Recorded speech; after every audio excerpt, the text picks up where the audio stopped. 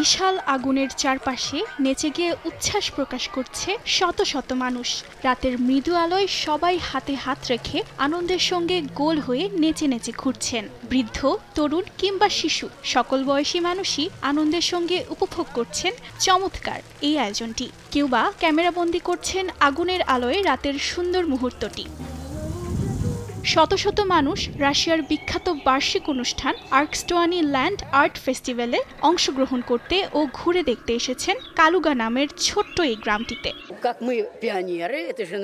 এক সময় আমরা তরুণ অগ্রগামী ছিলাম, তরুণ কমিউনিস্ট ছিলাম। শুধু আমাদের জীবনের দীর্ঘ পথটি কল্পনা করুন এবং আমরা এই দীর্ঘ পথ হেঁটেছি।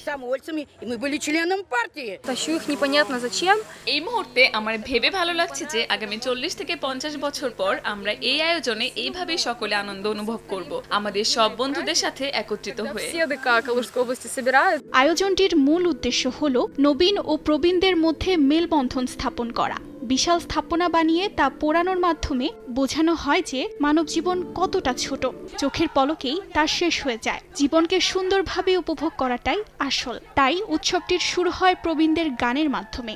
সব বয়সী মানুষ একসঙ্গে নেচে গিয়ে পুরো দিনটি উপভোগ করে। পাশাপাশি একে অপরের দিকে পানি ছোড়ার মাধ্যমে উৎসবে আসার সকলের দিনটি কাটে।